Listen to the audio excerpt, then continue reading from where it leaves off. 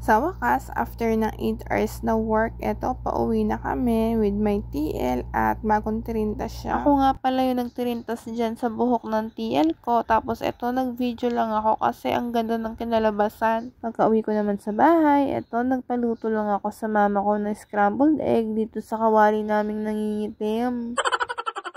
Kung i-sponsoran niyo po ako ng kawali, hindi ko po tatanggihan yan. May ulam pala kami niyan, pero nagpaluto pa rin ako ng itlog kasi ayaw ko yung giniling. Mataba siya. Sa hindi pa po nakakakilala sa akin, maselan po ako sa pagkain. Naglagay lang pala dyan si mama ko ng asin para naman may lasa. Nahihirapan ako mag-voice over, hinihingal ako. Ganon din ba kayo? Isa lang pala yung niluto ni mama kong itlog kasi ako lang naman yung kakain.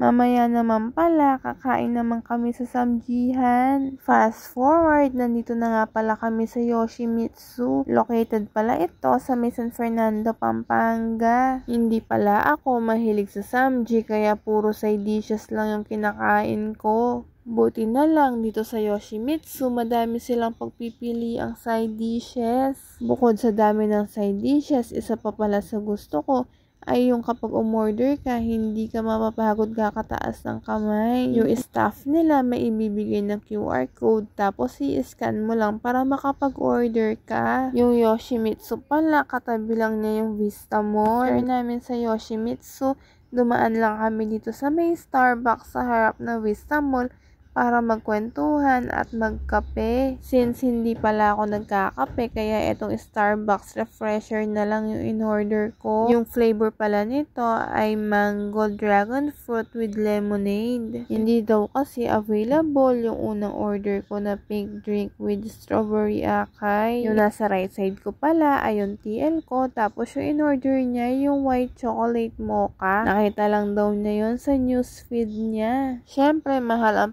pastries sa SB, kaya eto, naghati-hati na lang kami sa cheesecake. Sabi pala ng katrabaho ko dyan, siya na daw yung unang titikim. Hindi ko alam bakit parang gusto niyang pukpukin yung cheesecake.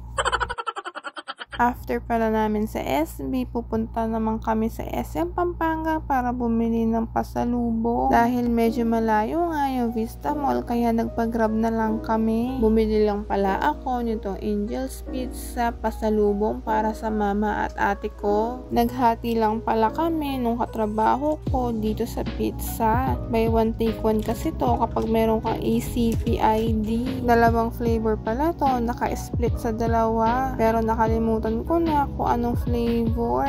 Yung dalawang box pala na ganito, nasa 664 pesos yung binayaran namin. Dahil hati kami, 332 na lang yung binayad ko.